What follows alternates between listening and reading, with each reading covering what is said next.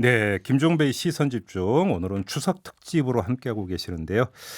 자, 특집인 만큼 아주 특별한 분을 스튜디오로 모셨습니다.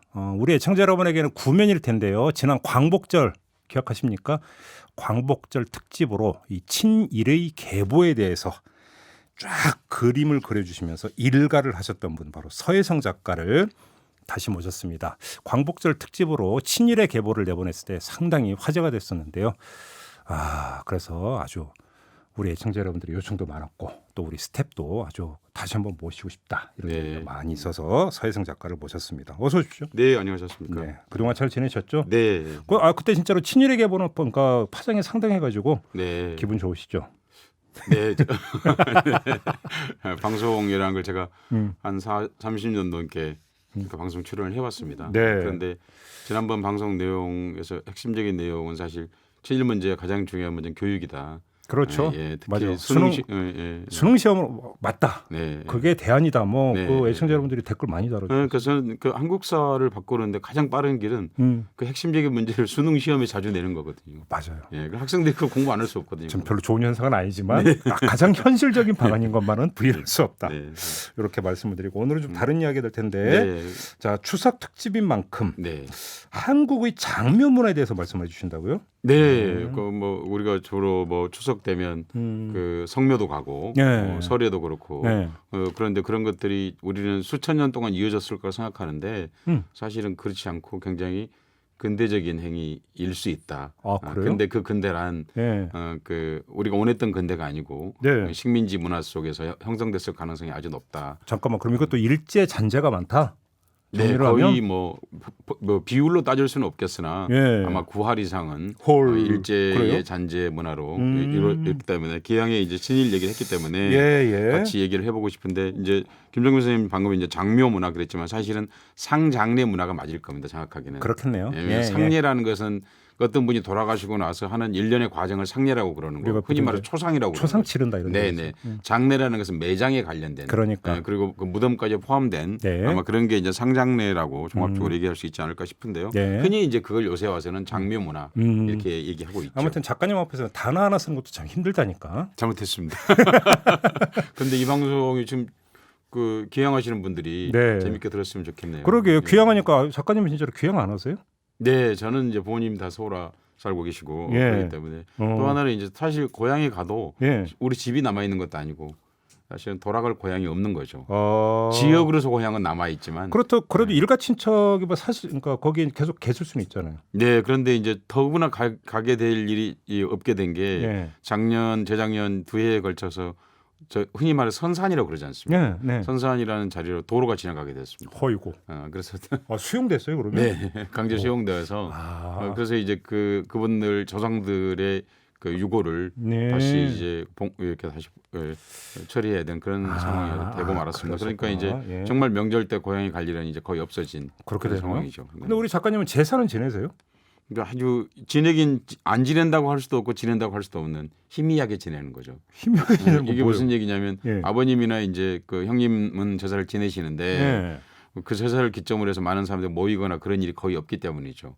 과거에는 제사를 지낸다고 그러면 다 모이죠. 그렇죠, 다 모였죠. 지금은 그런 일이 없기 때문에 예. 제사를 지낸다고 하기도 어렵고 안 지낸다고 하기도 어려운 그런 것인데요. 그러니까 아주 우리 그렇지 않습니까? 유교 문화하고 네. 농촌 공동체 문화가 해체되는 게 거의 같지 않습니까? 예. 그러니까 그 함께 이제 한국 전통이 거의 절멸되었던 거죠. 그러니까 한국 근대라는 게 아쉬운 게 그런 것들이 우리의 선택에 의해서 수용되었다기보다 제국주의에 의해서 단절적으로 우리에게 다가왔기 그러게요. 때문에 그게 한국인들에게 정신문화라고 네. 흔히 말하는 한국인의 내면에 깊은 상처를 내면서 오늘날 같은 문화가 생겼다고 말씀드릴 수 있겠습니다. 아마도 지금 이 방송을 성묘길에 들으시는 분들이 꽤 많을 것 같은데요. 네, 그렇지 예. 않겠습니까? 네. 시간이 딱 그런데 네. 이 죽음의 문화라고 하는 걸 어떻게 봐야 되는 거예요?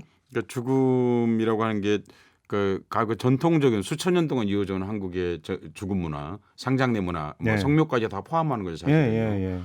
그것들이 일제 강점기에 완전히 이제 단절적으로 새롭게 나타났다 이렇게 보시면 될 것 같습니다. 그래요? 네. 이게 그러니까 아주 오래된 전통 네. 문화 이렇게 알고 있었는데 그게 아니라는 얘기죠. 그렇습니다. 그러니까 특히 이제 그 공동묘지 같은 것은 일제가 계획적으로 한국에 소송한 대표적인 산물입니다.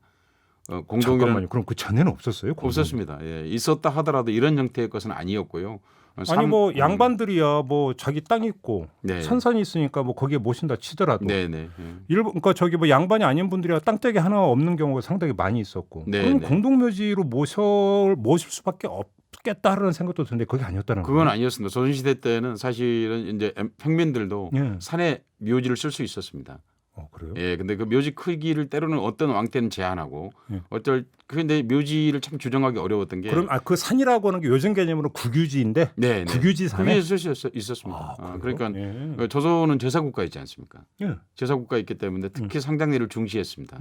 그렇기 때문에 그런데 그 묘지를 그 유해만 있는 곳을 묘지로 할 것인지 네. 그 묘지를 조성하기 위해 석도 쌓고 뭐 그 빗물이 좀 덜 들어오게 하고 또 주변에 나무도 심고 그러지 않습니까? 예. 그랬을 때 거기까지 묘지를 해야 될 것인지 예. 하는 문제가 늘 조선시대의 그 일반 평민들의 그를 포함해서 그 조선시대에도 소송이 많았거든요. 역시 구획 정리는 참 어려운 문제군요. 네, 그렇습니다. 구획정이 어렵습니다. 근데 정말 놀라운 것은 예. 조선시대 때 있었던 소송의 50% 이상이 예. 산송이라고 했습니다. 산송. 무슨 얘기냐면 묘지와 관련된 소송이었다는 겁니다. 산소 소송. 예.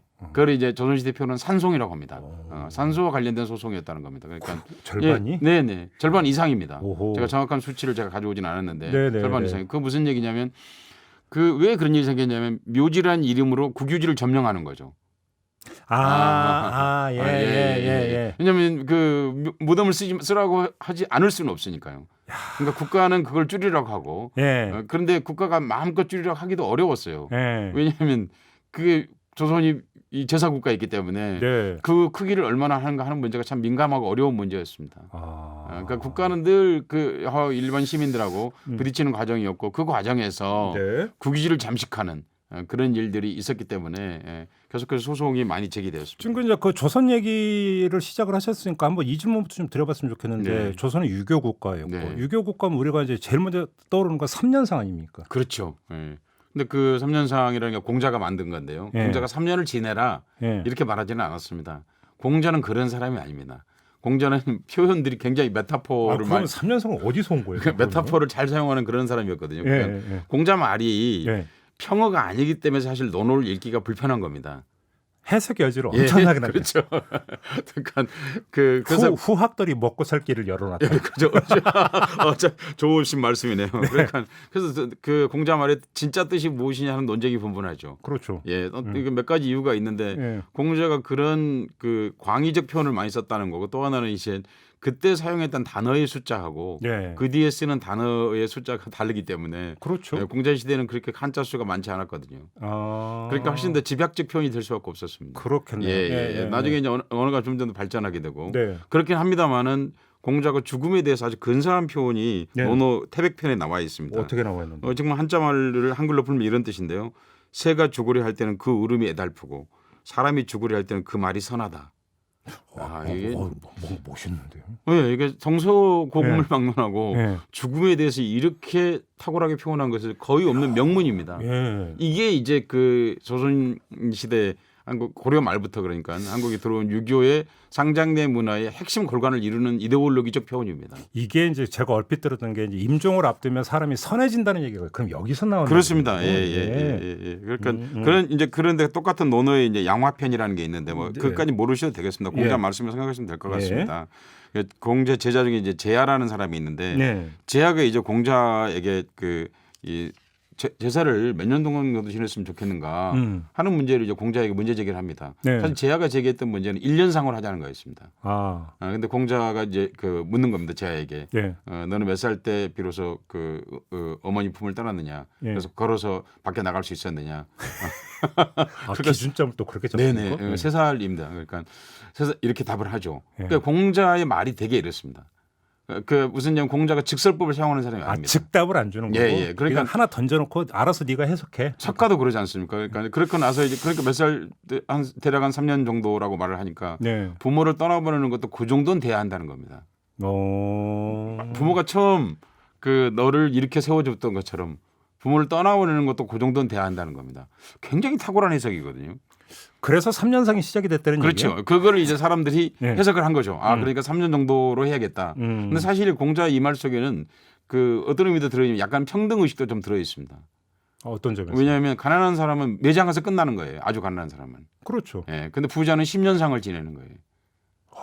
그러니까 이런 문제들이 있었기 때문에 예. 공자가 이 문제를 뭔가 정리하고 싶어 했던 그런 태도가 공자의 이 말 속에 들어 있는 겁니다. 그러니까 사실은 그렇죠. 10년상 말씀하니까 먹고 살 게 그 창고에 쟁여놓지 않으면 치를 수가 없는 거죠. 부자들은 실제로 그렇게 지냈고 네. 공자가 그런데 이 묘제에 대해서 상장례에 대해서 탁월한 견해를 가지게 된 것 중에 하나는 공자가 이제 아버지가 70세에 얻은 자식이거든요.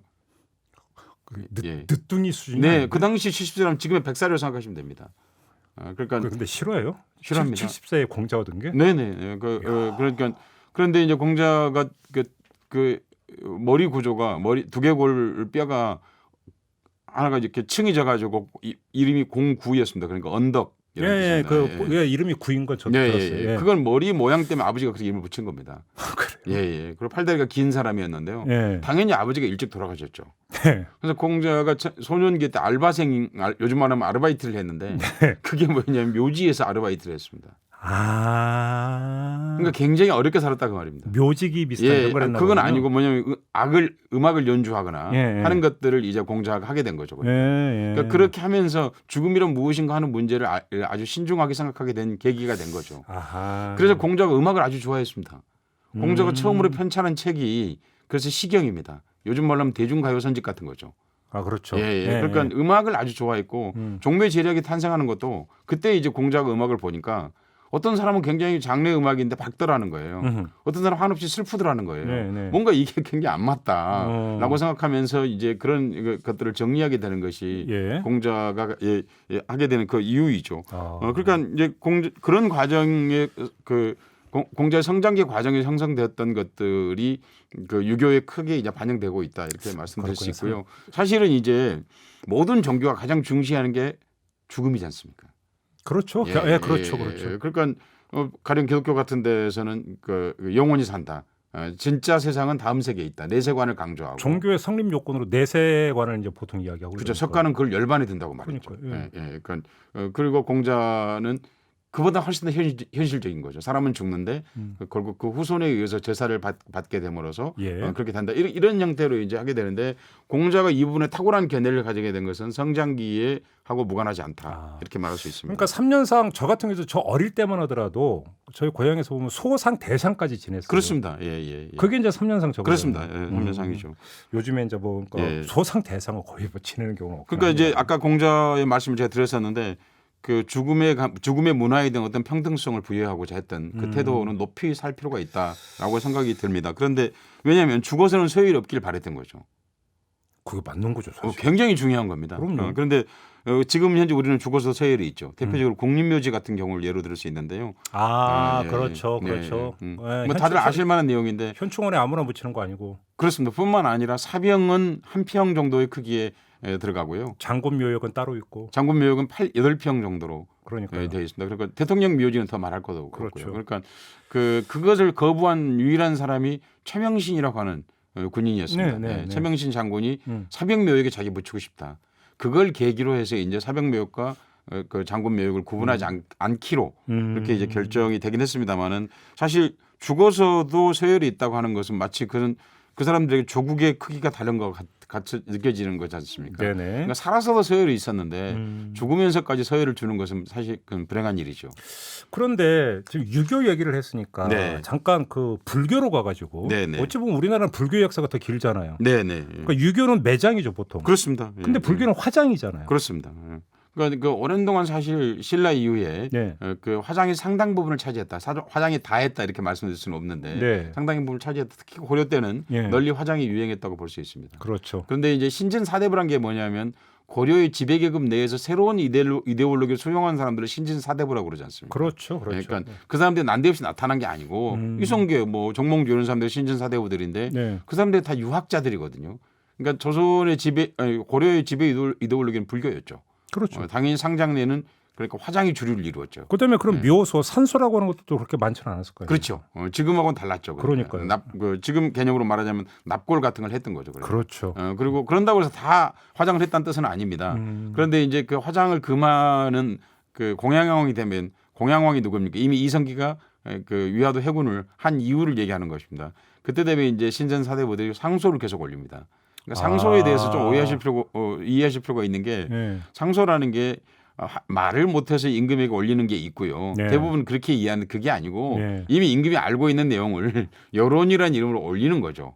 그러면 이제 윤화노라. 그렇죠. 그렇게 되는 거죠. 절차. 그렇죠. 절차만 다만 그랬던 거죠. 그러니까 화장을 금하는 상소가 다양하게 올라가게 되고 드디어 이제 주자가 말했던 형식주의, 이른바 주자 가래. 그렇습니다. 주자 가래를 따르자 하는 그런 것들을 이제 그 상장된 문화를 체계화하는 것이 한국에 본격적으로 들어오게 된다라고 생각하시면 될 것 같습니다. 자, 이제 그 일제 얘기를 해야 되는데 일제 강점기 얘기로 좀 이제 본격적으로 들어갔으면 좋겠는데 사실 그 얘기를 하다 보니까 3.1 운동이라고 하는 것도 사실은 장래에서 비롯된 거 아니에요? 한국 근현대사는 사실 장래를 뺄 수가 없죠. 그러니까요. 3.1 운동 자체가 그렇고요. 그러니까요. 그러니까 3.1 운동이 널리 일어났던 것이 고종의 죽음에서 비롯된 것일 뿐만 아니라 그 당시에 조선 총독 등을 포함해서 그 사람들이 덕수궁에서 이른바 봉고제, 그래서 이 상례를 주도한 사람들이 누구냐면요, 한국인이 아니고 일본의 국내부, 나라 국장 아니고 궁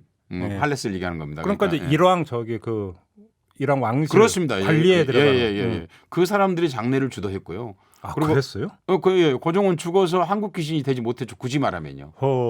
그래요? 그런 것들이 그 당시 소문이 났거든요. 그런데 1919년도는 조선시대입니다. 간단하게 말씀드리면 문화적으로는요. 그죠. 권력으로는 식민지 체제였죠. 문화적으로는 조선시대였죠. 그렇죠. 그러니까 우리 임금이 어떻게 일본 장례를 치르냐 하는 문제에 이제 부딪혔던 것이죠. 충분히 그럴 수 있거든요. 그렇죠. 그리고 또 하나 이제 말씀드리지 않을 수 없는 거는 그 당시에 1919년도까지 1910년 8월 29일 날 일제가 이제 법적으로 식민 통치 시작한 이래로 단 한 번도 사실 집회가 없었거든요. 그렇죠. 아니 사실은 일제가 우리를 지배한 게 34년 11개월 보름 동안인데 단 한 번도 집회가 없었습니다. 그래요? 전 기간을 통틀어서. 그러니까 가장 큰 조직이 신관회 같은 조직이었는데 신관회는 집회를 2번 했는데 다 옥내 집회였습니다. 창립대회하고 해소식만 집회가 가능했습니다. 그러니까 식민지 근대화론 얘기하고 그러면 정말 안 되는 게 정말 말이 안 되는 내용이죠. 그러니까 한국 근대사 자체가 그 장례식하고 밀접한 연관을 가지고 있습니다. 그러니까 3.1 운동이 그렇죠. 60만세 운동도 그렇죠. 그렇네요. 그럼요. 그리고 아니 사실 그 4.19도 그 김지열이라는 학생의 죽음에서 비롯되는 거거든요. 본격화되는 것이요. 그렇죠. 그리고 6월 항쟁도 이한열 열사, 박종철 이한열 역사, 그렇죠. 라는 거고 사실 촛불 집회도 세월호라고 하는 300여 명의 어린 학생들이 죽음과 밀접한 연관을 갖고 있고 그 과정에서도 백남기 농민이 물대포로 사망하게 되는 그런 과정들하고 뗄 수 없는 거거든요. 그러니까 이 말은 무슨 얘기냐면 20세기 한국의 중요한 변곡점들이 장례식이 있다고 하는 말은 우리가 깊이 있게 돌아봐야 되는 게 결국은 장례와 민중운동과의 아주 긴밀한 깊은 연관을 갖고 있다. 무슨 얘기냐? 정상적 집회가 불가능했다는 뜻입니다. 그래서 장례라고 하는 걸 계기로. 그러니까 사실은 우리가 상장내 문화를 좀 깊이 있게 돌아볼 필요가 있다. 한국사를 바꾼 핵심 동력이나 혹은 계기점이 장례식과 관계가 있다는 건 아무도 부인할 수 없거든요. 그런데 한국인들은 외색화되고 있는 장례식이었지만 그럼에도 불구하고 그걸 계기로 해서 민중의 움직임이 새롭게 나타났다. 이렇게 말씀드릴 수 있습니다. 알겠습니다. 앞서 이제 오늘 이제 이걸 시작을 하면서 지금의 상장례 문화의 거의 90%가 일제 강점기에서 비롯됐다고 말씀하셨는데, 자, 한번 이제 본격적으로 이 이야기를 좀 한번 해보죠. 네, 그러시죠. 그러니까 그럼 언제부터 변했다고 봐야 되는 겁니까? 정확하게 연도로 치면 1912년도 6월달에 이제 일제 조선 총독부가 관보를 냅니다. 관보 내용이 한자인데 묘지 화장장. 화장장이라는 것은 장례식을 얘기하는 게 화장터를 얘기하는 겁니다. 화장터. 그리고 매장 및 화장 치체 교체. 무슨 얘기냐면 앞으로 묘지나 화장을 이렇게 해야 된다는 지침을 내렸다는 겁니다. 그러니까 우리가 이제 유신 정권 때 봤던 가정의례 준칙 비슷한 이런 준칙을 내렸다는 거네요. 그렇습니다. 가정의례 준칙이란 말 자체가 일본 말입니다. 거기서 따온 네, 겁니까? 일베 일제에서 따온 겁니다. 네. 웃각기 총독 때 처음 생겼습니다. 그러니까 가정의례 준칙이라는 네, 그 네. 말이요. 네. 아직은 안 나왔고 이제 이제 일제 강점 후반기에 가면 이제 나오게 되는데요. 네. 이게 이제 그러면 최초로 여기에 등장하는 말이 단어가 나오는데 그게 공동묘지라는 단어입니다. 이때 나와요? 1912년도에 처음 생겼습니다. 이때 나와요? 네, 공동으로 어딘가 묻으라는 겁니다. 예. 사실 이거는 영어로 얘기하면 매스 그레이브하고는 좀 다른 얘기입니다. 음. 매스 그레이브하고 매스 시메트리하고는 좀 다른 말입니다. 예, 사실 예. 그 말은 번역하면 집단 묘지입니다. 그렇네요. 예, 예. 그러니까 사실은 또 하나 이 공동묘지라는 그 말은 조선실록 전체를 검색해보면 누구나 지금 검색해봐도 아실 텐데 단 한 번도 나오지 않는 말입니다. 이 말은 중요한 게 이 단어가 아예 단에 안 없어요. 나옵니다. 이유가 중요한 게 무슨 얘기냐면 조선이 제사국가에 있기 때문에 예. 만약에 이런 게 있었다 그러면 예. 당연히 굉장히 수없이 나와야 되는 거예요. 그렇죠. 예, 예. 한 번도 나오지 않습니다. 아. 근데 공동산이란 말은 나옵니다. 공동산. 이게 예. 무슨 얘기냐면 그건 한자가 완전히 다른 말입니다. 네. 그러니까 도교적인 의미의 공동 혹은 뭐 북망산 이런 뜻, 사람이 죽어서 가는 곳이라는 뜻이지. 예, 예. 그게 오늘날 말하는 어떤 그런 개념은 아니라는 겁니다. 정확하게 말하면 제대로 된 표현으로 굳이 하자고 한다면 공동산은 공공묘지가 되겠죠. 그러니까 퍼블릭 시메트리가 되겠죠. 아, 그렇죠. 예, 오히려 예. 그게 예, 예, 사실. 그러니까 그런 말을 적당하게 쓸 수가 없었던 거예요. 그러면서 이제 이런 언어가 등장을 했던 거고 예. 일제가 사실 공동산을 만든 핵심적인 이유는 복잡한 얘기가 아니고 예. 사실은 서울 근처나 대도시 근처에 있는 묘지가 잠식하고 있다 그렇게 표현했는데 그 지역에 주택을 짓거나 혹은 기차가 지나가게 하거나 도로를 내거나 하기 위해서 원래는 한국인은 묘지가 집 근처에 있었어요. 맞아요. 예. 집 근처에 없으면 어떻게 묘지를 하러 가겠어요? 그 당시 차로 이동하는 게 아니거든요. 그렇죠. 아버지가 돌아가셨어요. 네. 근데 아버지가 돌아가셔서 상여를 발로 메고 가는데 네. 수십 리 밖에 어떻게 그걸 묘지를 하겠어요? 그러니까요. 그게 불가능했어요. 예. 그러니까 그런데 그거를 이제 멀리 내쫓은 거죠. 내쫓고 그럼 이게 일본에 있느냐? 일본은 없는 문화예요.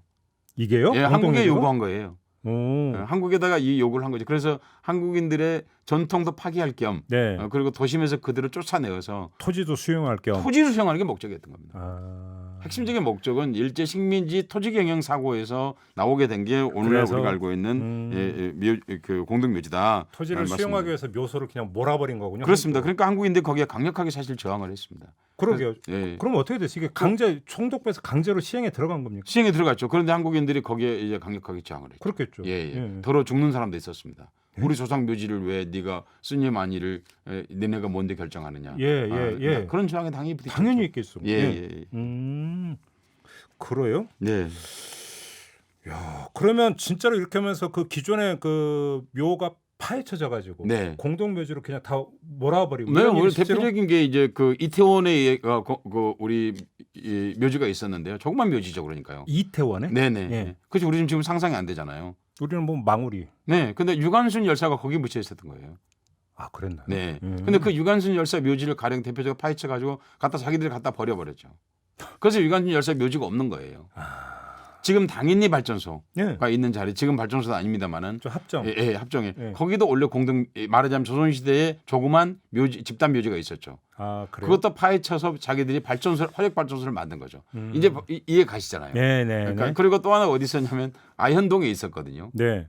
그 지금 우리 아현동에 묘지가 있을 거란 상상이 안 되잖아요. 네. 그 아현동에 있던 그 묘지도 파헤쳐 가지고 자기들이 거기에 이제 주택지로 개발한 거죠. 예. 이제 이해 가시잖아요. 왜 이런 법을 만들어 가지고 묘지를 서울 밖에 혹은 멀리 쫓으려 내보내려고 했는지. 네. 그러니까 제일 아쉬운 것 중 하나가 우리가 유관순 열사의 묘지가 없다는 게 얼마나 슬픈 일입니까? 네. 여기서 네, 쓸데없는 얘기 하나만 섞으면 네. 옛날 영화의 월하의 공동묘지라고. 네, 예. 오라이 경동묘지 이것도 그런가 다. 대표적인 이렇습니다. 그러니까 원래 우리나라 사람들이 돌아가시면은 소복을 입히지 않았습니다. 아, 그래요? 그럼요. 오늘 우리가 알고 있는 귀신은 일본 귀신입니다. 이것도 그러면 일제 잔재예요? 소록도? 그럼요. 예. 그러니까 우리가 그러면 만약에 지금 우리가 복식 연구의 대부분이 무덤을 통해서 파헤쳐서 하는 거거든요. 아, 그렇죠. 예. 예. 그럼 무덤을 파서 복식 연구를 할 필요가 없죠. 오. 다 소복인데요. 아, 그렇네. 예, 그러니까 예. 그 사람들이 옛날에 사람들이 죽으면 젊은 사람이 죽으면 여성 같은 경우에는 노구의 홍상을 입혔습니다. 그러니까 위에는 하고 밑에 청치마를 입혔다는 거죠. 그러니까. 그래요? 예. 그렇게 해서 했는데 만약에 그렇지 않다고 하면 그 무덤을 파헤쳐서 그런 것들을 발견할 길이 없는 거죠. 그런데 이제 일제의 그 문화가 들어오면서 삼배 옷 네. 같은 것도 이제 일제가 우각기 총독의 지시에 의해서 삼배 옷이 최초로 한국인들이 묘지에 글 묻게 되는 겁니다. 아하. 그러면 네. 우리가 안동폰이 뭐 이런 얘기 많이 하잖아요. 네. 그럼 이것도 그럼 과거에는 없었다는 얘기가 되는 거잖아요. 네, 당연히 없었습니다. 일제시대 때 생긴 총독의 그러니까 강제로 그러니까 삼배옷을 입히게 했다는 거죠. 조선인들은 과거에는 부자들은 사실 비단 옷을 입었습니다. 돌아가신 분이. 예. 또 하나는 이제 양반들, 예. 이런 사대부 같은 사람들은 당연히 좋은 옷을 입히지 않았겠습니까? 그랬겠죠. 예, 그러니까 아까 말씀드렸는데, 그러니까 젊은 여인이 죽으면 노기홍상을 입혔다. 그러니까 연두색 조거리와 다홍색 치마를 입혔다. 그렇게 말씀을 드렸고요. 그러니까 네. 시집을 가서 얼마 안 돼서 죽었는데, 그러니까 그 사람이 오랜 동안 그렇게 예쁘게 살으라고 그렇게 했던 거죠. 예. 그리고 또 조금만 형편이 괜찮은 사람들 여성의 경우에는 홀례복을 입혔습니다. 가장 좋은 옷을 입혔다는 겁니다. 그리고 평소에 입던 옷을 입혔습니다. 평소에 이제 가장 좋아했던 옷. 네네. 그러니까 우리 전통이 잘 살아 있는 게 그 황순원 선생이 쓴 소나기라는 소설입니다. 예. 그 소녀가 마지막 유언하는 게 그거지 않습니까? 죽을 땐 이 옷까지 입혀달라고. 그 소년과 같이 초등학교 졸업한 지 너무 오래돼가지고. 아 그렇군요. 맞아요, 그런 것 같아요. 예, 그러니까 소년과 소녀가 둘이 좋아하는데 비가 와서 개울물을 건널 적에 소녀가 꽃을 들고 있었거든요. 네. 그래서 등에 업었어요. 네, 그러니까 맞아요. 그 등에 온 물이 자기 저고리 물이 되는 거예요. 근데 그 소녀가 이제 그날 감기에 걸려서 죽게 되는데 그것 때문에 열병이 들어서. 예, 맞아요. 그때 그 소녀의 유언이 뭐냐면 죽을 땐 이 옷까지 묻어달라고 하는 거예요. 기억났다. 네네. 예. 이게 사실 한국 전통의 상복에 가장 가까운 표현입니다. 근데 그런데 조선 총독부는 왜 삼배옷을 그러면 강제로 온 거예요? 그러니까 이 말을 총체적으로 말씀드리면 이렇게 말씀드릴 수 있습니다. 3.1운동 이후에 이른바 일제 문화 통치의 본질이 뭐냐면요. 예. 흔히 말해서 이제 그렇게 해서 뭐 신문사를 만들게 해주고 그랬다 이렇게 말하는데 그거는 사실 핵심적인 게 아니고 문화 통치의 핵심적인 골간은 두 가지인 것입니다. 하나는 한국의 전통 문화를 말살하는 것입니다. 그러니까 민족혼을 없애버린다. 그렇습니다. 예. 그리고 일본 문화를 이식하는 겁니다. 예. 두 번째 그 안에 들어있는 건 뭐냐면 단지 일본 문화를 이식하는 게 아니라 일본 문화보다 더 열등하다는 것을 한국인들 스스로 자각하게 하도록 문화적 장치를 계속해서 하는 것을 말하는 것입니다. 바로 이것이 대표적인 것입니다. 한국의 삼배옷이 상장내 문화를 완전히 단절시키고 예. 그리고 한국인들이 저마다 갖고 있는 전통을 말살하고 그리고 한국인들이 시신을 그 장례식에 묻게 돼서 시신을 입히게 되는 그 옷을 비단 옷이나 노기홍상이나 혹은 사모관대 같은 그런 좋은 옷들을 안 입히게 함으로써 죽음을 스스로 열등하게 느끼도록 만들려고 하는 의도였던 것입니다. 삼배옷도 이제 그렇게 이제 해석이 된다. 네, 그 전에도 삼배옷을 입히긴 했습니다. 그런데 그들 때 표현을 뭐라고 그랬냐면 오죽하면 삼배수의를 입히랴 그랬습니다. 그랬어요. 예, 삼배수의는 원래 어떤 거냐면 부모가 돌아가시면 자식이 겨울에도 삼배로 옷을 입었습니다. 무슨 얘기냐면 나는 죄인이란 뜻입니다. 겨울에 삼배옷 입으면 엄청 춥죠. 안 입은 거죠. 엄청. 안 입은 거죠. 그러니까 뭐냐면 내가 죄인이기 때문에 제대로 된 면옷이나 울 같은 옷을 입을 수 없다라는 뜻으로 했던 것이지 원래 죽은 자에게 입힌 옷이 아니란 뜻입니다. 아까 이제 귀신 얘기도 했는데 상주가 입었던 옷이지. 그렇습니다. 죽은 사람한테 입히던 옷은 아니었다. 그러니까 당연히 귀신이 올하의 공덕묘지라는 그 문장 구성 자체도 일본 말이지만 구성도 그렇고 공덕묘지라는 말도 일본 말이지만 사실은 우리나라 귀신은 전통적으로는 하얀 소복 입은 귀신이 아닙니다. 그러면 일제강점기하고 광복 이후에 한국 영화들에 의해서 오늘날 같은 귀신 집단 무의식으로 형성되게 된 것입니다. 아니 이제 머리에 풀어 헤치고 하얀 소복 입고 입가에는 피가 좀 묻어 있고 전형적인 일본 귀신입니다. 창백한 그래. 예, 전형적인 일본 귀신이라고요. 그러니까 그런 것들이 이제 우리 사회에 들어오게 된 거죠. 대표적으로 그러니까 1936년도에 만들었던 장화 홍련전의 흑백 사진 현재 필름이 남아 있지 않습니다. 그런데 흑백 사진을 보더라도 소복 귀신이 아닙니다. 그래요? 30년대만 해도 그런 귀신이 없었습니다. 필름에? 아까 말씀드렸던 그 오라의 공덕묘지가 1967년에 나온 영화인데요. 그때 본격적으로 이제 소복을 입고 공덕묘지를 열고 나타나는 그런 형태를 띠게 되는 것입니다. 그래요? 예, 그러니까 그게 이제 그 일본에서는 오랜 동안 그 유령화 귀신을 그리는 그림 역사가 있는데 에도 시대에 마루야마 오코라는 사람이 본격적으로 그 유령화를 완성한 작가로 볼 수 있고요. 유령화? 예, 유령 그림. 유령을 귀신 그림. 그러니까 그 귀신 그림이 한국에 수입된 겁니다. 그리고 그 영화들에 반영되었던 것이고 오늘날 우리가 알고 있는 소복 귀신이 되었다. 농담으로 얘기하자면 소복 귀신이 나타나면 그러니까 두려워하지 않으셔도 되겠다라는 네. 말씀을 제가 일단 말이 안 통한다. 일본 귀신이라는 겁니다. 그러니까 보십시오. 한 식민지 지배가 네. 얼마나 대단한 겁니까? 야, 그렇네요. 예, 우리 귀신은 사실 무의식에 해당하는 거거든요. 그러니까 귀신 문화까지 바꿨던 겁니다. 알겠습니다. 지금 뭐 짚을 게 한두 가지가 아닌데 아까 네. 또 이제 그 규칙 얘기하면서 화장터 얘기했었잖아요. 네네네. 화장터는 그럼 언제 생긴 거예요? 화장터라는 건 1902년에 이제 일본인들이 자신들 여기 와 있는 제한 거류민들, 네. 우리나라에 살고 있는 일본인들을 자기들이 하기 위해서 최초로 이제 그 고양시 한지면 신당리, 지금 신당동을 얘기하는 겁니다. 그때 거기가 고향이었거든요. 잠깐만, 고양시 하면 저쪽 일산 거기 아니에요? 아니 마포도 고향이었고요. 아, 그래요? 예. 아. 여의도도 고향군이었고. 그러면 지금의 신당동 거기도 고양시 고향군이었습니다. 아, 예. 예. 그러니까 예.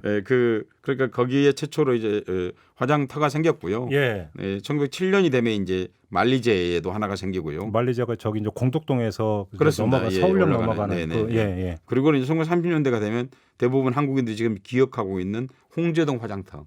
아, 예. 홍제동 사시는 분들 섭섭할지 모르겠는데 네. 이제 그게 이제 최초로 공장 형태의 시신 소각장입니다. 아, 그렇군요. 예. 그리고는 이제 그러다 이제 벽제 화장터로 그게 1970년에 올라갔는데 현재 거기 25구의 그 난로 그 화장 기가 있습니다. 예.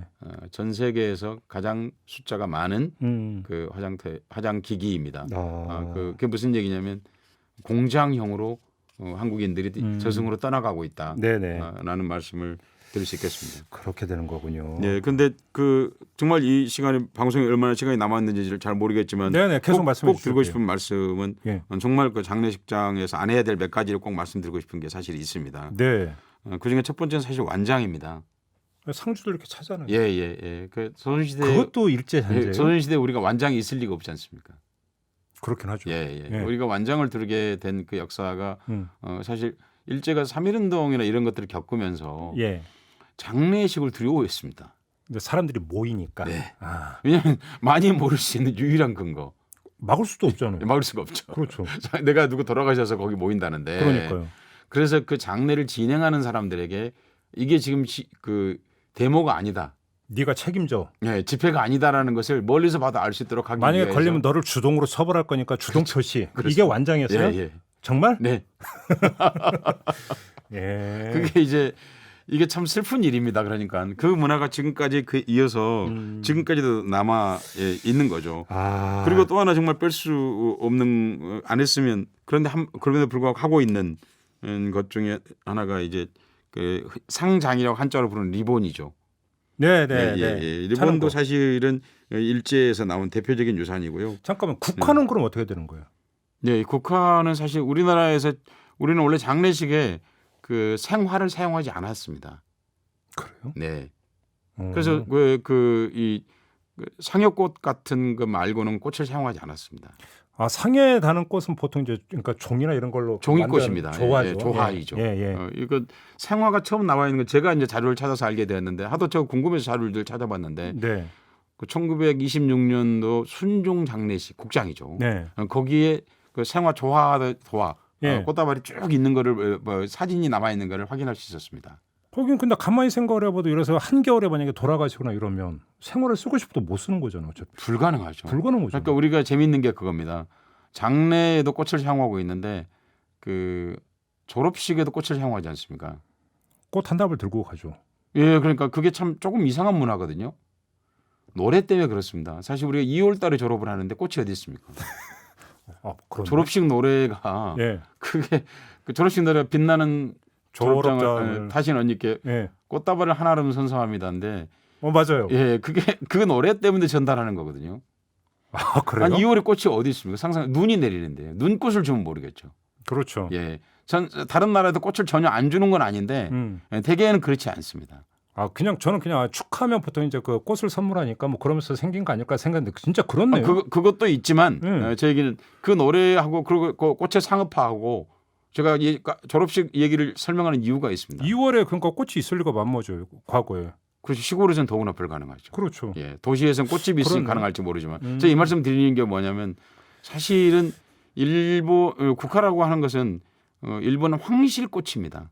그렇죠. 예, 그렇죠. 예. 일본 황실꽃을 한국인들이 사용하게 된 것이 이제 순종 장례 이후부터 조금씩 순종 장례에 국화를 사용했다가 보기는 어렵습니다. 왜냐하면 사진으로는 그 꽃이 무슨 꽃인지 식별이 되질 않습니다. 그런데 본격적으로 사용하게 된 것은 이제 다시 한일 국교 정상화라는 걸 하면서 일본 장례 문화가 장의 문화가 혹은 상장례 문화가 부산을 통해서 한국으로 밀려 들어오기 시작합니다. 이건 그러면 일제 강점기 때도 아니고 네.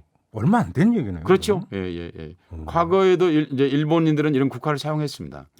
그런데 이렇게 한국에 이제 들어오게 되면서 한국 장례 문화를 이제 상업화된 장례 문화가 들어오게 되는 거죠. 그러니까 외색화가 그냥 진행되는 게 아니라 상업화하고 함께 진행되는 것이죠. 특히 이제 영좌 사진을 모셔놓고 이렇게 꽃으로 장식하는 거 그런 완벽한 일본 문화죠. 아 그래요? 네네. 그게 이제 이 유경수 여사 장례식에 처음으로 등장을 하게 되고요. 아 그래요? 네네. 그리고 이제 그 꽃으로 완전히 덮는 차량까지 완전히 덮는 그런 국장 형태는 이제 박정희 대통령 국장 때 본격적으로 등장을 했습니다. 정말 얼마 안 됐네요. 근데 그리고 이제 그걸 부자들은 그걸 흉내내기 시작하는 거죠. 그러면서 이제 이런 문화가 되었는데 제가 분명하게 말씀드리고 싶은 것은 국화는 일본 황실 문장이라는 걸 말씀드리고자 하는 것입니다. 알겠습니다. 그건 참 슬픈 일이죠. 또 이제 슬슬 또 이제 이게 혈압 지수가 오르고 있는데요. 네. 자, 지금 서혜성 작가와 함께 우리의 상장례 문화에 대해서 지금 짚어보고 있는데요. 이야기가 끝이 없습니다. 1부는 지금 잠시 여기서 좀 마무리를 해야 될 것 같습니다. 네. 이어지는 2부에서 이야기를 이어가도록 하고요. 여기서 잠시 1부 끊도록 하겠습니다. 잠시 전화로 말씀 들으시죠. 네, 9월 13일 금요일 추석 당일에 김종배의 시선 집중 2부 시작하도록 하겠습니다. 근데 13일에 금요일이네요. 말씀하신 거 들어보니까요. 네, 그렇습니다. 9월 13일 오늘 금요일. 왜요? 보통 13일에 금요일 그럼 저주받은 날 이렇게들 얘기하지 않습니까? 그렇죠. 네. 흔히 이제 사람들이 알고 있기는 예수와 그의 저자를 합치면 13일이다. 13명이 되고 그리고 금요일에 처형되어서 그렇다. 이런 얘기들이 있지 않습니까? 근데 흔히들 그렇게 많이 알고 있는데 그 정말 잘못된 얘기입니다. 그럼 어떻게 되는 건데요? 그 예수 시절은 그런 얘기가 전혀 없었고요. 그 13일 금요일이라는 말이 생기게 된 게 실은 그 영화에서 많이 나오는 템플 기사단하고 관련이 있습니다. 네, 템플 기사단. 템플 기사단이 중세 때 고리대 업자들이었거든요. 네. 이런 얘기가 사실 더 재밌는 건데 장례문화. 그러니까 우리는 기사단 그러면 기사단들이 칼만 들고 다니는 줄 아는데 기사단은 대개 중세 때 싸우는 것이 주 목적도 있었지만 사실은 싸우는 것보다 더 관심을 많이 가졌던 건 돈벌이였습니다. 십자군 전쟁에서도 그런 얘기는 참 많이 나왔죠. 십자군 전쟁 때 이 사람들이 가이드를 하고 그리고 오늘날 많은 크레딧 카드 같은 걸 사용했거든요.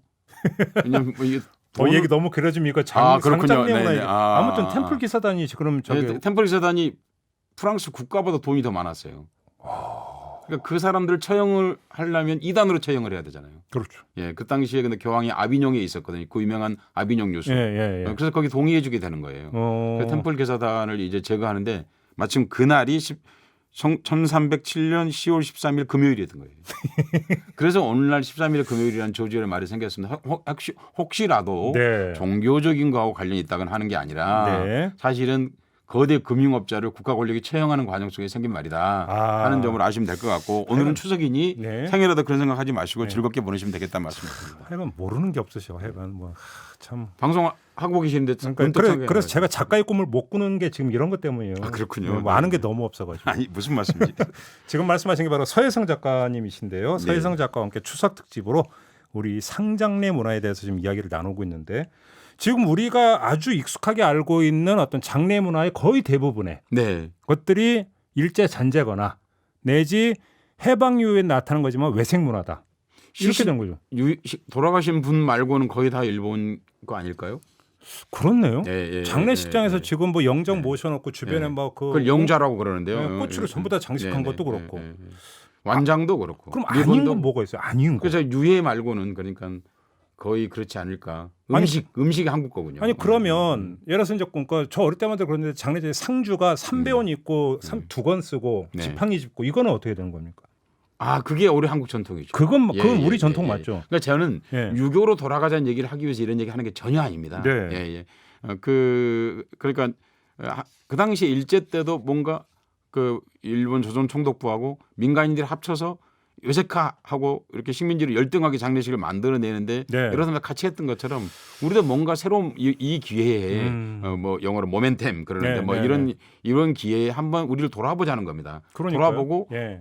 여기에 사실 오늘 주제의 핵심은 하나는 일제 잔재이고 네. 두 번째는 장례 비용을 좀 낮출 수 있는 방법도 사실 많이 있다라는 아. 거고 또 하나는 적어도 일본식은 우리가 극복할 수 있는 방안은 충분히 있지 않겠는가. 청산해야죠. 네네. 사실 지자체나 정부가 조금만 나서도 충분히 가능하다 이런 생각을 합니다. 네, 그러니까 네. 일제 때 이런 문제 제기를 조선 총독부터 했지만 한국인들이 또 열심히 나서서 이렇게 하자고 했거든요. 그 기록도 기왕에 예. 같이 말씀드리는 게 좋을 것 같은데요. 네. 한국인이 꼭 죽어서 산배를 입어야 한다고 주장한 사람은 한국인입니다. 누군데요? 최초로 말한 사람은 김숙당이라는 사람인데요. 예. 조선 재봉 전서. 그러니까 무슨 얘기냐면 재봉과 관련된 옷과 관련된. 예를 재봉틀 할 때 그 재봉. 그렇죠. 예. 말을 째자. 그러니까 자르고 봉 예. 엮는다 그 말이죠. 그러니까 그러니까 그 사람이 거기에 1925년도 처음으로 주장을 합니다. 그래요? 이게 뭡니까? 당연히 총독부가 시켰겠죠. 아. 그러니까 그렇게 해서 한국인이 거기에 이제 나서서 쉽게 말하면 요즘 개념으로 이제 총독부의 스피커였군요. 그렇죠. 네. 예. 그러고 나서 총독부 나중에 이제 거기에 이제 이렇게 한국인들이 주장하고 있으니 우리가 이걸 하자. 이런 식으로 이제 여론을 수렴하는 모양새로. 요새도 같이 많이 하지 않습니까? 그러니까 요새 어디 길거리 가면 하는 분들 그런 것처럼. 근데 그 중에 정말 속이 상한 것은 이광수라는 네. 작가. 네. 충원 이광수. 예. 그 당시에는 이름이 가야마 미스로였는데요. 반도 민중의 애국운동. 장례를 바꾸는 게 애국운동이라는 겁니다. 아 그런 거를 썼어요. 예. 그러니까 매일신보에 썼는데요. 예. 제가 한 대목 꼭 읽어드리고 싶습니다. 네. 이 생활의 혁신은 생활의 황민화. 네. 속 안 상하세요. 생활의 황민화. 예. 예. 생활의 합리화. 예. 생활의 임전화. 전쟁에 임하는 거다는 거죠. 아, 예. 예. 이건 3대 강령에 의해서 해야 된다. 그러면서 생활의 황민화란 무엇이냐? 예. 사상, 감정, 풍습, 습관 중에서 비일본적인 것을 제거하고 아 그게 우리 전통 거잖아요. 비일본적. 예. 제거하자는 겁니다. 예. 그 일본적인 것을 대입 순화하는 것이다. 그러니까 이광수가 뭐 어쩔 수 없이 친일했다 이런 말하면 정말 안 돼요. 정말 친일의 거두라고 봐야 되는 거예요. 그다음 문장이 이렇습니다. 예를 들면 네. 그러면서 혼상의례, 혼상의례가 뭡니까? 통과의례 전부를 얘기하는 거죠. 그러니까. 혼인과 상례 등을 포함한 의례를 얘기하는 거죠. 일본화, 네. 가족 친척 개념의 일본화, 예. 그리고 천황 중심의 생활에 새롭게 건설하는 것이다. 아 예. 그냥 대놓고 주장했군요. 예, 그러니까 이렇게 이광수라는 사람이 이렇게 할 정도인데 일반인이 이걸 어떻게 안 따랐겠느냐는 겁니다. 그런데 해방이 되고 나서 다시 친일 권력이 그대로 정권을 쥐게 됨으로써 네.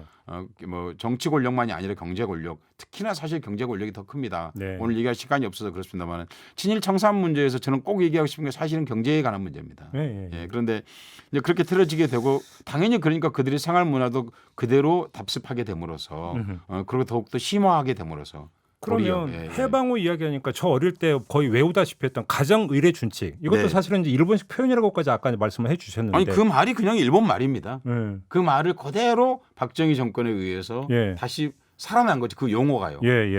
웃각기 총독이 만들었던 말이죠. 가정 의례라는 그 말이. 그렇게 되면서 뭐 이른바 위생화, 간소화, 하여튼 이런 것들을 갖다 들이대면서 한국의 전통을 말살하고 식민지의 일본에 비해서 2등 국민으로서 삼배 옷을 입게 하고 그리고 죽음마저도 스스로 자기 몸위를 가하도록 하는 그런 일에 했던 것이 해방 이후에 다시 부활했다 이렇게 생각하시면 됩니다. 그런데 저 그러면 궁금해지는 게 그러니까 이런 문화를 어떤 청산하기 위한 어떤 대안 운동이라든지 이런 운동은 없었나요? 네, 속상하게도 사실은 없었죠. 거의 없었어요? 네, 없었죠. 아예 없었죠. 아니 이런 외색 문화를 몰아내고 다시 어떤 건전한 어떤 그 민족 문화를 다시 어떤 재정립해야 된다 이런 차원의 어떤 운동이 그러니까 정부가 했던 것들은 이제 그대로 일본 것을 다시 재구성하는 그런 일만 지금까지 정부가 해왔던 것은 사실입니다. 그러니까 그 박정희 정권 때 심화되었고요. 그리고 다시 이제 99년도에 그 건전 가정 의례 준칙이라고 이제 그 규칙을 발표했습니다만은 아시다시피 이걸 지키고 있는 사람 아무도 없거든요. 이 말은 무슨 얘기냐면 그 내용이 특별히 한국적이거나 새로운 모델을 제시하고 있거나 사실 그러지는 못하고 있거든요. 자, 사실 그러면 사실 기독교 종교 단체들이나 불교 단체 이런 데서 나서서 조금만 간소화하고 조금만 거기에 예술가가 좀 붙는 게 좋습니다. 새로운 퍼포먼스를 만들어낸다면 네. 얼마든지 그렇게 할 수 있다라고 생각을 해보게 되는 거죠. 또 하나는 우리는 상장례가 너무 과시적입니다. 아, 맞아요. 예, 예. 진짜로 그게 저기 뭐냐면 이제 장례식장 가면은 온갖 조화를 그냥 뭐 쫙 복도에 그냥 늘어내놓고 그리고 사람을 너무 많이 부르잖아요. 그러니까 그 아주 쉬운 거 당장 영상으로도 찾아볼 수 있는데요. 그 영국의 그 왕세자비였던 다이아나 네. 뭐 너무나 유명한 사람이니까 예. 지금 인터넷 검색해서 금방 찾을 수 있습니다. 네. 그 장례가 너무 간단했어요. 아. 그리고는 이제 그 묘지에 갔는데 그 여동생이 이렇게 언니를 위한 시를 하나 써요. 그거 읽고 그리고 소리내서 울지 않습니다. 그건 슬프지 않다는 게 아니에요. 우리는 돌아가셨을 때 표현도 과도하잖아요, 사실은요. 곡을 하죠. 곡. 예, 곡비라고 그러죠. 예. 상주가 다 울 수 없으니까 아예 그런 사람을 고용해가지고 울게 했죠. 그러니까 근데 그런 문화도 좀 바꿀 필요가 있고요. 아니 크게 울지 않는다고 그래서 슬프지 않는 게 아니거든요. 네. 그러니까 그런 문화들 몇 개의 것들 좀 만들어내봤으면 하는 생각들을 하게 되고요. 그런데 하나만 더 예, 여쭤볼게요. 예. 제가 그러니까 언제부터인가 이제 상조 회사가 등장을 하고 네. 상조 회사가 또 주도하는 문화라는 게 있지 않습니까? 이건 또 어떻게 봐야 되는 겁니까? 네, 사실 이게 심각한 상황입니다. 그러니까 무슨 얘기냐면 우리 종교기관 네. 서양에서는 주로 이제 교회나 가톨릭 같은 데서 주도하거나 그것도 그런 문화로 하거나 그러는데 네. 우리는 그렇지 않고 이것을 국가가 방임하고 있는 사이에 완전히 외색화된 상장내 업자들이 한국 장례 문화 거의 대부분을 장악하고 있습니다. 그럼 오히려 상조 회사가 지금 그러니까 외색의 어떤 그 상장내 문화의 거의 보급 창고 창고 비슷한. 문화센터죠. 수입하고 있는 예. 그리고 엄청난 돈을 벌고 있죠. 그러니까 그 상조회사 상조 업체 예. 그 중에서도 이제 그 장례를 치르기 위해서 돈을 붓는 적금처럼 붓는 그런 게 있지 않습니까? 네. 그게 이제 당연히 선수금이죠. 네. 왜냐하면 미리 돈을 먼저 내는 그렇죠, 거니까요. 그렇죠. 예. 2016년 기준으로 4조 원을 넘습니다. 사실 저도 예. 가입했는데. 네. 아 그러셨군요. 네. 그러니까 네. 현재 이게 그 상족업 전체 네. 장례업자들 포함해서 하게 되면 그 규모는 이루 말할 수 없는 크기입니다. 10조가 넘을 겁니다. 제가 정확한 통계를 가지고 있지를 제가 못해서 이렇게 말씀드리는 겁니다. 제가 추론해 보면 10조가 넘습니다. 10조가 넘다는 것은 어느 우리나라 큰 지자체의 1년 예산하고 맞먹는다. 라고 말씀드릴 수 있습니다. 근데 좀 솔직히 저도 이제 이 거대한 저승 시장입니다. 예. 이제 과거에는 어떤 그 장례를 이제 집에서 치렀잖아요. 네. 근데 이제 사실 그게 이제 큰 일이란 말이에요. 네, 근데 상조 회사가 등장을 해서 네. 장례를 대행해 주는 거 꼭 나쁘게 볼 건 아니다. 이렇게 이야기할 분들도 많을 것 같은데요. 이제 거대 아파트들이 출연하면서 네. 이런 일이 사실 생기게 된 거죠. 집에서 또 장례를 치를래야 치를 수도 없는 거고. 공동주택에서 장례를 치르지 못하도록 법이 아예 되어 있습니다. 법 그렇게 돼요. 아니 그러니까 그걸 업자에게 맡길 게 아니라 네. 어디 문화센터나 이런 데 가면 노는 데가 얼마나 많습니까? 비어 있는 공간이 얼마나 많습니까? 네. 문예회관이나 이런 데. 예. 그런 것들을 문화하고 같이 결합하게 되면 죽음을 더러운 곳으로 볼 게 아니라 죽음을 우리가 더러운 곳을 보게 되는 건 일제 때문입니다. 사실은 화장장 이런 것만 해도 무슨 혐오 시설 해가지고 유치원 그렇죠. 뭐 주민들이 뭐 데모하고 뭐 이런 게 지금 오늘의 현실인데요. 그러니까 얼마 전까지만 해도 서울에는 죽음이 없었죠. 서울은 죽지 않는 도시예요. 그러니까 그 서울시에서 이제 한 10년 전쯤에 그 화장터를 세우겠다고 그러니까 강남 3구 지역 주민들 난리가 났었죠, 사실. 맞아요. 그래서 가스로 설치했죠. 예. 죽음을 부인하는 문화가 한국 사회에 오랜 동안 자리 잡아오고 있는 것은 일제가 우리에게 남겨놓은 중요한 유산입니다. 잘못된 유산입니다. 그러니까 그리고 또 하나 말씀드린 것은 그 상조업자하고 결탁되어 있는 게 사실 대학병원들이거든요. 그렇죠. 예. 전 세계에서 병원에서 장례를 치르고 있는 유일한 나라가 한국입니다. 일본도 없어요, 이건요. 그런가요? 예. 그러니까 타이완만 일부가 있고요. 아니 세상에 병원에서 장례를 치르는 게 너무 이상하지 않으세요? 병원에 그러니까 장례식장이라고 하는 게 있는 병원이 우리나라 말고는 거의 없다. 예. 타이완이 일부가 있고요. 예. 이게 너무 이상한 문화죠, 사실은요. 예. 아니 그러니까 어떻게 병원에서 장례를 치러요? 왜냐면 보통 병원에서 돌아가시니까. 그러면 그 대개는 집으로 모셔오거나 네. 혹은 교회나 혹은 절로 가거나 종교기관을 가거나 아니면 다른 데 가면 되겠죠. 예. 사실은 저는 그것이 상당 부분이 국가 혹은 지방 정부가 예. 상당 부분들을 그 부분을 담당해서 예. 현재 장례 치르는데 서민들이 지고 있는 부담 이런 것들 많이 덜 필요가 있다고 말씀을 제가 드리는 것이죠. 네. 그러니까 그 1년에 우리나라 사람들 아시아 3국만 얘기하면 그 중국이 1년에 1,000만 명 정도가 사망하고 있습니다. 뭐 인구가 워낙 많으니까. 네네. 일본이 한 100만 명 정도. 노인 인구가 많아서 그렇습니다. 그렇죠. 예. 그래서 한국이 현재 30만 정도 되는데 이게 50만으로 곧 육박하게 될 것입니다. 베이비붐 세대가 네. 이제 본격적으로 죽기 시작하면요. 사실은 지금까지 있는 건 죽음 시장은 굉장히 작은 거고요. 이제 거대 죽음 시장이 열리고 있습니다. 아까 잠깐 이제 상조업체 이제 그 규모를 말씀하셨는데 네. 지금 올해 5월 기준으로 예. 우리나라 상조업체 47개 회사의 예. 지난해 말 총 매출 규모가 5,875억이었다. 네네. 이런 지금 뭐 또 그 데이터가 있다고 하네요. 예. 뭐 좀 참고를 해주시기를 바랍니다. 네네. 그러니까 선수금하고 이건 좀 다른 것이거든요. 그렇죠. 그러니까 예. 알겠습니다. 자, 네. 그러면 자연스럽게 이제 이야기가 자, 그럼 네. 어떻게 바꿔야 되는가? 대안이 무엇인가? 요 네. 얘기를 좀 넘어온 것 같은데요. 예. 그러니까 지금까지 했던 얘기를 좀 줄이면은 네. 두 문장으로 정리할 수 있을 것 같습니다. 누구나 죽습니다. 그렇죠. 그렇죠. 이건 대자연의 법칙이죠. 죽음 앞에서 예. 다른 건 없죠. 예. 그리고 그런데 한국의 전통의 죽음은 일제에 의해서 타살되었다. 죽음이 타살되었다는 거죠. 한국의 죽음이. 그런데 그거를 하려고 하면 지금 조금씩 말씀드렸습니다만은 한국의 죽음 문화, 상장례 문화에 관한 철학을 좀 이번에 새로 정리할 필요가 있겠다라는 생각을 해보게 됩니다. 그건 각각의 종교 기관마다 다룰 수 있다고 생각합니다. 그렇죠. 그것들을 그런데 문명화하고 문화적으로 하고 그리고 또 간소화하고 하는 그런 퍼포먼스를 좀 만들 필요가 있겠다. 또 철학도 정립할 필요가 있겠다. 그래서 너무 시장에만 맡겨둘 게 아니다는 말씀을 제가 꼭 드리고 싶고요. 시설들도 사실 이 베이비붐 세대가 이제 집단으로 이제 죽어가는 그런 시대가 곧 연결이 될 텐데 거기에 맞춰서 중앙 정부나 지방 정부가 그런 시설들을 시민들이 충분히 잘 이용할 수 있도록 하는 현재 국가가 갖고 있는 새로 짓지 않아도 그러니까 그러면 상장례의 어떤 공영화 이렇게 표현하면 되는 겁니까? 진짜 퍼블릭이죠 사실. 좀 더 구체적으로 말씀해 주신다면 예를 들어 어떻게 할 수가 있는 겁니까? 그러니까 우선 우리나라에 뭐 7대 종교기관, 종교 단체들이 있는데 그런 단체들이 좀 나서서 상장례 문화를 서민 중심으로 좀 재편할 필요가 있다라는 생각을 첫 번째 하게 되는 것이고요. 그리고 종교가 없는 분도 많지 않습니까? 그럼요. 그런 분들은 지자체나 정부가 그런 사람들이 그런 곳을 이용할 수 있도록 많은 부분을 열어주는 필요가 있겠다. 근데 참 여기서 바로 그건데 지방자치단체가 자 그러면 예를 들어서 공영 장례식장을 우리가 열겠다. 그래서 지역민이랑 거의 그러니까 무료로 쓸 수 있게 해주겠다. 그렇죠. 그러면 지역민이 데모하지 않을 거예요? 왜 이런 혐오 시설을 우리 이 지역에 갖다 설치하냐고. 그렇죠. 저도 지역이 이미 많은데요, 뭐 장례식장이. 많지 않습니까? 민영. 민영. 엄청나게 많은 민영이 있죠, 사실. 그리고 그 장례식 치르는데 서민들 의외로 그 부담감이 높습니다. 아유, 그 부담이 얼마나 큰데. 또 하나는 이번 기회에 그런 과정을 통해서 일제 잔재를 극복할 수 있는 계기도 된다는 겁니다.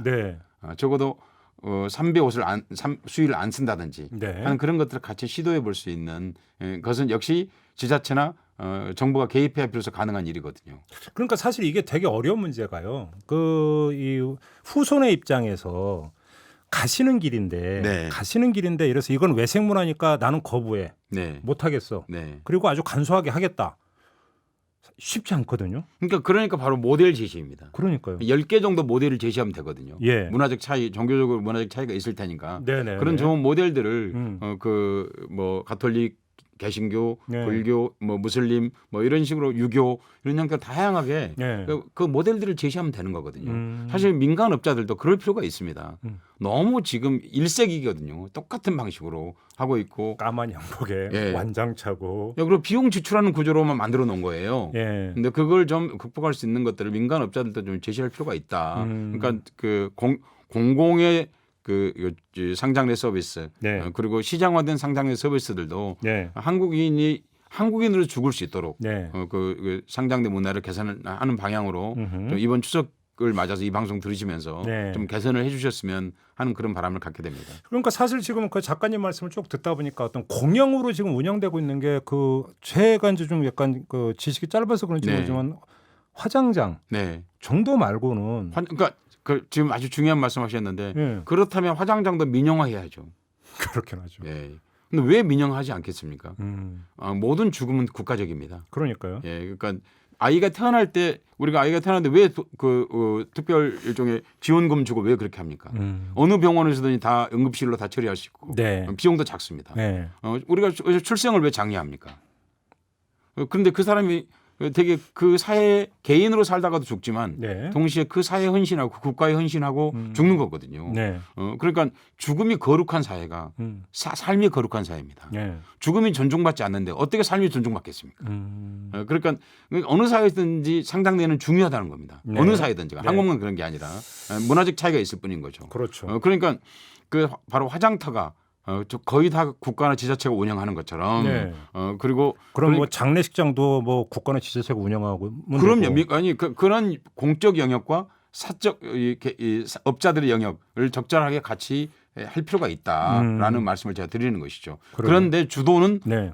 이 공공 영역에서 그걸 더 주도해 가지고 그렇죠. 그 문화들이 특히 이번 기회에 그 일제 문화는 적어도 극복해내고 그렇죠. 하는 그런 모델들을 만들어내는 것이 좋겠다라는 말씀을 드리는 그러니까 겁니다. 최근 들어 이제 결혼 간소화 움직임이 좀 자발적으로 나타나는 게 네, 있잖아요. 네. 사객을 부르지 않고 네. 뭐 가족끼리 먼저 단촐하게 치른다든지 뭐 또 뭐 그러니까 몇몇 연인이 또 그렇게 해서 또 화제가 되기도 정말 하고. 그렇게 해야 됩니다. 왜냐하면 네. 장례를 치르는데 네.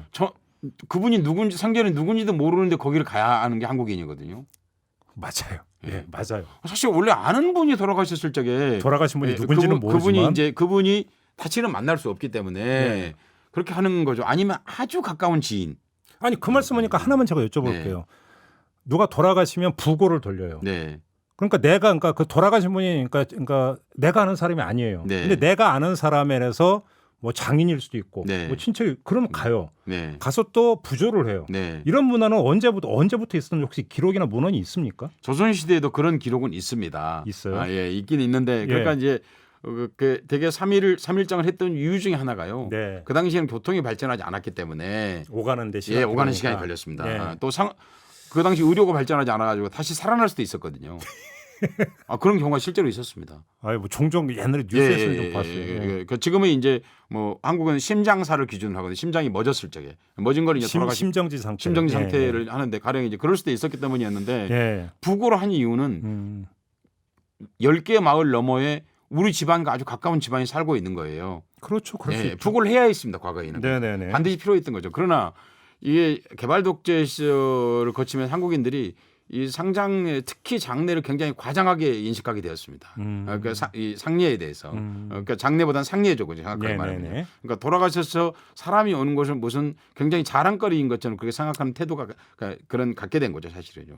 일단 어떤 위세를 보여주는. 예. 결혼식도 그러지 않습니까? 예. 사실 결혼식도 혼례인데 정확하게 말하면 그러니까 혼례나 상례에서 과장하는 그런 문화를 이젠 버려도 됩니다. 아니, 세상에 하객 알바라고 하는 게 세상에 어디 있어요? 하객 알바가 있다는 거죠. 예. 그러니까 그 한국인이 큰 자동차 사는 거하고 같은 문화거든요. 예. 검정색 큰 자동차 사는 거하고 같은 태도이죠. 너무 과장되게 세상을 자기를 입증하려고 하는 자기 내면의 빈곤이 사실 나은 태도들이거든요. 예. 이제 그런 것들을 극복할 만큼 되었습니다. 한국인은 부자가 되었습니다. 예. 세계 10위 부자입니다. 그렇죠. 3만 달러의 수입을 갖고 있는 그런 사회에서는 조금 겸손하고 조금 건전해도 아무도 욕하지 않을 것입니다. 그러니까 그런 일들을 국가나 종교기관들이 좀 선행해서 나서서 그렇게 했으면 좋겠다. 근데 왜 아직까지 안 나섰을까요? 좀 그거 하면 좀 좋았을 것 같은데. 그러니까 저번에 이제 그 광복절 특집으로 이제 그 친일의 계보를 말씀하시면서 이런 어떤 친일의 역사를 알리는 가장 좋은 방법은 대안을 제시했습니다. 수능 시험 문제로 내는 거다. 그럼 이거의 대안은 뭘까요? 저는 실천 대안. 아까 제가 이제 뭐 7대 종단 얘기했습니다만 사실 3대 종단만 나서면 일제히 바뀐다 생각합니다. 그렇죠. 예. 그렇죠. 그러니까 3대 종단 중에서도 더 좁혀서 말하면 2대 종단입니다. 그러니까 범기독교 그리고 불교만 나서도 엄청난 변화가 올 것이라고 저는 생각을 하고요. 거기에 국가가 좀 조력해주면 되겠죠. 그렇죠. 국가는 그런 현재 있는 시설들을도 그렇게 쓸 수 있게 해주고 그리고 이렇지 않습니까? 문화회관에서 혹은 그런 센터에서 상장례를 치르는 게 불편하다고요? 그럼 이렇게 말해보겠습니다. 그럼 명동성당에서 상당례 치르는 건 뭡니까 그러면? 그렇긴 하죠. 그 어려운 일이 아닙니다. 위생 처리하는 것 하나도 어려운 일이 아니고 요새 그런 문제가 생길 가능성은 정말 0%입니다. 그러니까 그래서 충분히 그런 일을 국가가 잘할 수 있다라고 생각을 하고요. 훨씬 더 고급스럽게 문화적으로 할 수 있다는 겁니다. 거기에 문화인들이 결합해서 그 사람의 고유성에 맞게끔 그 사람이 남긴 말이라든지 뭐 그냥 지금 우리가 사진 한 장 쓰지 않습니까? 꼭 그래야 됩니까? 10장을 쓸 수도 있죠, 사실은요. 제가 얼마 전에 사실은 그 조문을 갔다 왔는데 그러니까 물론 병원 장례식장인데 입구에 네. 영장 사진 말고 이제 그 고인의 이제 평소 그러니까 네. 살아생전의 네. 사진을 네. 그러니까 보통 결혼식장에서 제가 그런 거 몇 개를 봤는데 네. 장례식장 처음 봤어요. 이렇게 이제 네. 세워놨더라고요. 예, 예. 어. 뭐 방송 들으신 분들이 제가 이제 여러 번 장례를 연출해 준 적이 있었거든요.